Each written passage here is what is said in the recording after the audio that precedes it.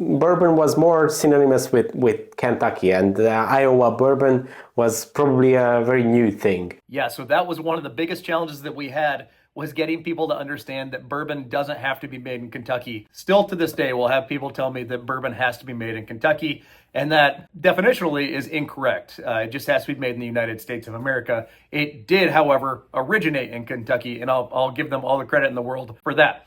So it was very difficult to change people's perspective on that and get people to try something that is not made in the traditional location of Kentucky. That was an uphill battle. I can imagine. You know, what happened was the people here have a long history of kind of being overlooked.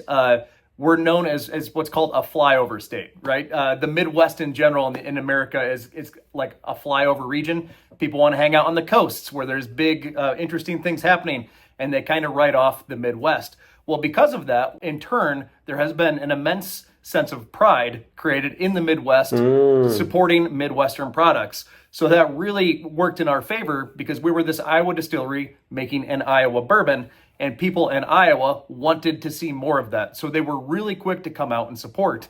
It was a very unique situation that probably wouldn't have worked anywhere else. All we had to do was make sure that we were putting out a good quality product, and we knew that people would come out and support it. If you fast forward to today, we're the #1 selling bourbon in the state of Iowa.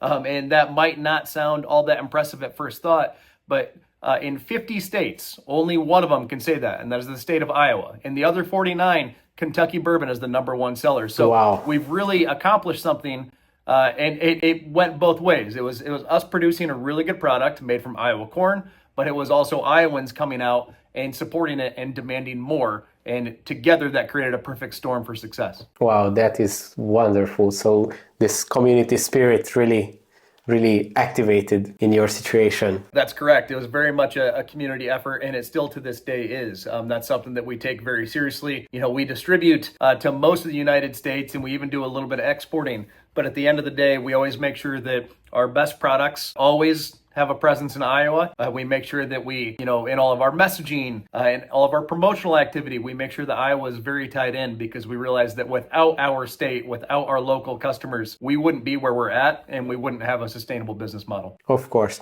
Thanks for watching this video. You can watch the full podcast episode by clicking here, or watch another interesting video by clicking here. Let's continue the discussion in the comment section, and see you in the next one.